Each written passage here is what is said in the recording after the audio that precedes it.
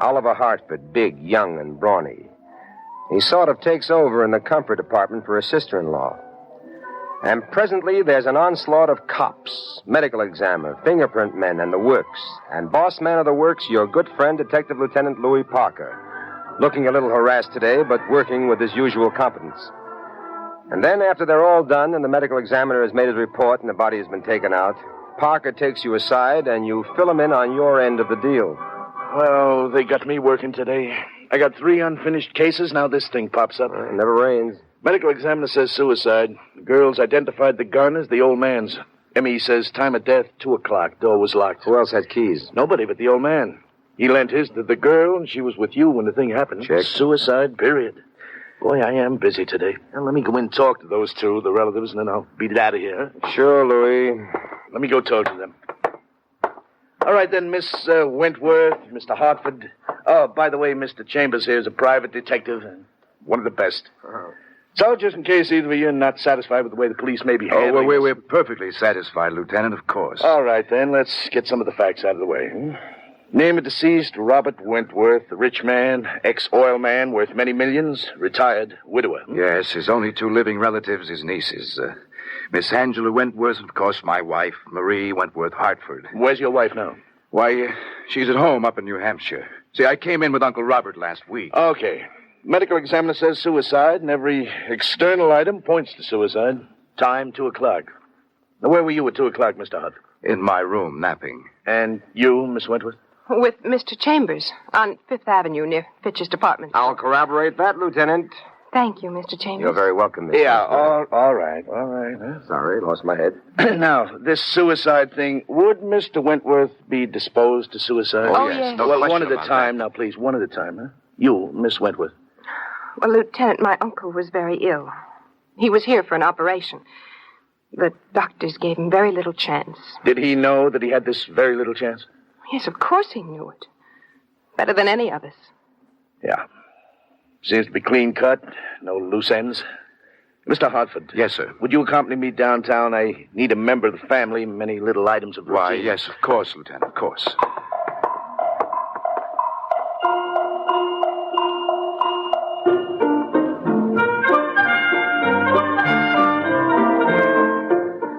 And so you're alone again with Miss Angela Wentworth. You take her home to a cute little apartment on East 34th, and there... Thank you, Mr. Chambers. You've been very kind. Not at all. Look, Angela, ours was a chance acquaintance, but there's no reason why it should end there. No? No reason at all. I like you very much, Mr. Chambers. And, I like you.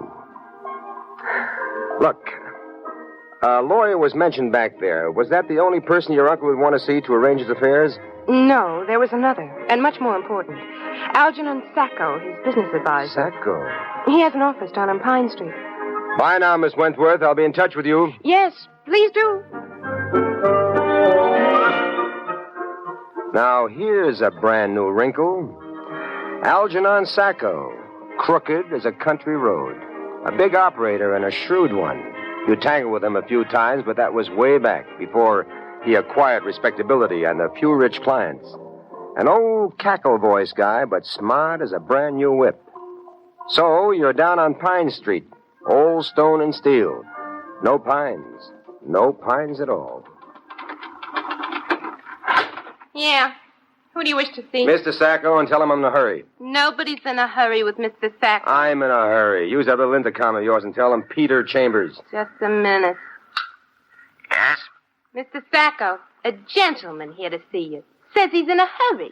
A Mr. Peter Chambers. Who did you say? A Mr. Peter Chambers. Oh, of course. Send him in at once. See what I mean, baby? I'm a real VIP. That daughter, you're right. Mr. Chambers. Well, good to see you again, my dear private operator. Alger, my boy, I shall not mince, as they say, words. To the point, then, Peter. Robert Wentworth. Oh, excellent client. Loaded? $20 million. Oh, boy, are you going to be sad to hear this. Yeah, what? He's dead. Dead? You're kidding. I never kid when it has to do with death. Now, look, I want the rundown on this guy, and I want it fast, and I want it all. Did he have a will? Yes. Well, come on, let's hear. The will left his entire estate to his two nieces, Angela and Marie. Wow. $10 million each, huh? And who was the executor to this will? Me, Algernon Sacco. Pretty piece of change involved for Algernon Sacco. Yes, now that he's dead, before he changed his will, I'll earn that pretty piece of change. Fees and commissions, it mounts up, it mounts up. Now, wait a minute. You just said before he changed his will.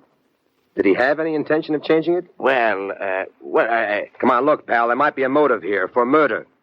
You mean It's got its angles, but if it gets to the cops, it gets to the newspapers, and all your background gets washed up. Now, you can't use that, Algie, not the new, respectable Algernon Sacco. What do you want to know? Well, you know what the man says all the time. The facts, pal, the facts. Well, he came in late last week and discussed changing his will. He felt that his nieces were well provided for, and he was making up his mind to leave his entire estate to medical research. Did you like that? No, I did not. So what did you do about it? So I got in touch with Oliver Hartford.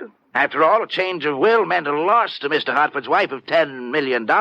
And when your wife loses, you lose. What does Hartford do about it? I don't know. But he was going to tackle the old man and see if he couldn't talk him out of it. Okay, Algie, thanks for the information. Keep respectable, pal. Peter Chambers!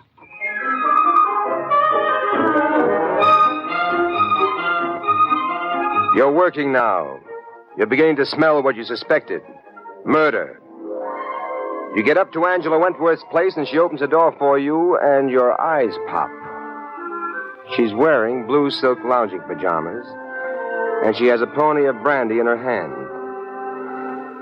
Blue silk lounging pajamas. They were born to be worn by Angela Wentworth. It's good to see you again, Mr. Chambers. Likewise, Miss Wentworth. You, seem to be rolling with the blow. Well, I've been thinking about it. Uncle Robert was an old man and very ill. Perhaps it was for the best. Look, at the ball you attended when you lost your earring... Would you like some brandy, Mr. Chambers? Well, I'll take a rain check on it. Now, that ball you attended, who went with you? I mean, who was your escort? Oliver, my brother-in-law. Uncle insisted. I think I had one cocktail too many at that ball. That earring was gone before I realized it. Mr. Chambers? Mr. Chambers, where are you going? You're going to pay a social call on Oliver Hartford. You knock on his door, and he opens, and you pull your way in. Hey, what's the meaning of this? What's the matter with you? Nothing. Just got no manners, I suppose. Get out of here. I'm going, but you're coming with me. I'm going with you. Where? Downtown, police headquarters. And just what are we going to do there? I'm going to accuse you of murder. Oliver swings, you duck. You swing, Oliver ducks. But he doesn't duck good enough. He goes down and out. And as you finish the pivot of your swing, there stands Detective Lieutenant Louis Parker in the doorway. Real nice form, Pete. You're starting to get your shoulders into it. Thanks, Louis. Incidentally, apologies to the private eye. From whom? From me. I'm not busy anymore. So? So the old guy was murdered. He wasn't a suicide. That's my Louis. Got finished with the press of business, had time to think. If there's a spot of blood in the middle of the room, how come we find the old guy in the rocker by the window? Exactly. He was shot in the middle of the room. Yeah. Then he was pulled over to the rocker, the gun was wiped and put into his hand. Furthermore, downtown, a paraffin test shows the old guy never fired the gun, and that clinches it. That figures. Where have you been till now, Louis? Backtracking after you. Saw that Sacco guy, saw that Angela, read that newspaper clipping. He took her to the ball, Oliver did. Sure, and he stuffs her full of cocktails and clips the earring. And sticks that phony ad in the paper. So he can get her out of the way. Then he goes in to see the old man, bumps him with his own gun, fixes it for suicide, and leaves. And the door locks on the clicker, so we got a locked room in the bargain. Well, what's our next step, Louis? Well, we take this bum downtown. Let's get him back to consciousness. We take him downtown and see how he acts under a bright white light.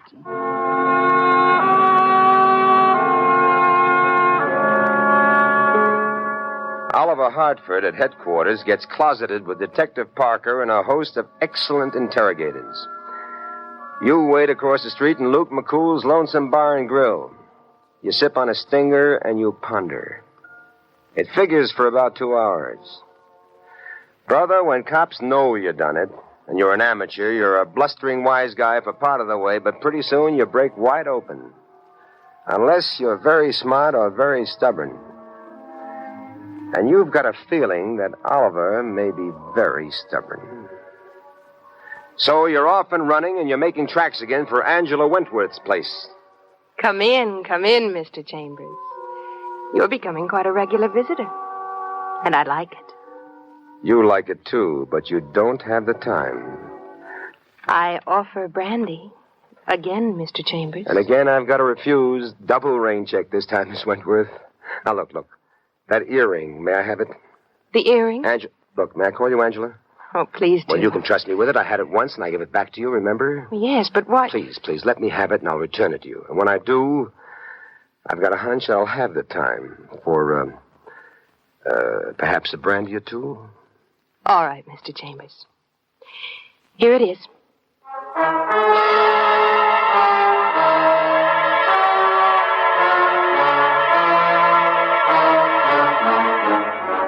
And so you're back in Luke McCool's Lonesome Bar and Grill across the street from headquarters, and you're trifling with stingers again when Parker shows up. And he hangs a face in front of you that's longer than a lover's kiss. Pete, boy, we've got us a Tartar. Meaning who? Meaning that Oliver Hartford. Tough boy. What's tough? The guy killed Uncle Robert so that his wife could pick up 10 million solid simoleons. I know. There's no one else, Louis. No one else could possibly have done it. Nobody with motive. You're so right, boy. Angela, she was with you. Sacco, no question, he was in his office all day. The other niece, Oliver's wife, we've checked it. She's in New Hampshire. No question, we've got the right pigeon. We've got him right up to the break-in point, but he won't break. Pete, all I need is a gimmick, one little thing to shove him over. And I've got it for you, Lieutenant. Got what? The crowbar that'll topple the rock.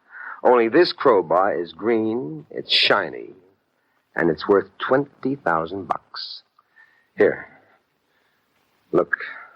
Hey, that's a beauty. Where'd you get that? Out of Oliver Hartford's suite. No. Yep.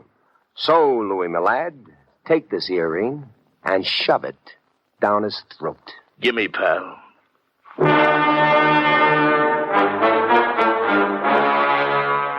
So you're alone once more, and you've got your fingers crossed. Psychologically, it fits. But if it blows up, you're going to be in the middle of the explosion. If it blows, it'll blow all over you. But 20 minutes later, Parker's back, and he's beaming. He returns the earring, and he claps you on the back. And a clap on the back from Parker is like a jolt to the jaw from Marciano. Got him good. Full confession, the works. Broke him down completely. Oh, and now he's up the other alley pleading for leniency. You tricked him, Louis. I tricked him. No, not me. That's my pride. I'm a straight cop. I tricked nobody. I know. So I had to trick you into tricking him. What are you talking about? The emerald earring. What about it? It's the wrong one. It's the one out of Uncle's pocket. The mate to the one that disappeared. The wrong one? Well, then where's the right one? Well, it must be where, psychologically, it ought to be. Now, you had the guy on the brink, Louis. There wasn't time to go looking for the right one, so I used the wrong earring for the right purpose, and it worked. So now... Let's go find the right one.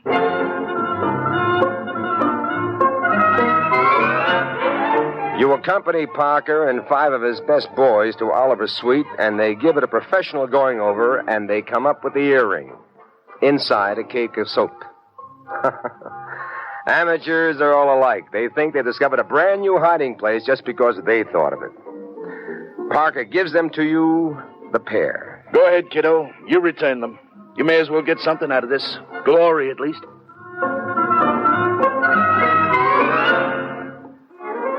And so the private eye, in proper tradition, is back where he belongs, in the beautiful lady's apartment. He partakes of a bit of brandy, and then he presents her with a complete set of emerald earrings. Oh, Mr. Chambers, I don't know how to thank you. Think nothing of it, ma'am? A fee. Would you perhaps accept a fee? No, thanks. Nothing as mundane as a fee. But I just don't know how to thank you. Well, you think about it, Angela. Just sip your brandy and think. Come here, Mr. Chambers. Oh, I'm coming, ma'am. I think I know what you mean. Something like this?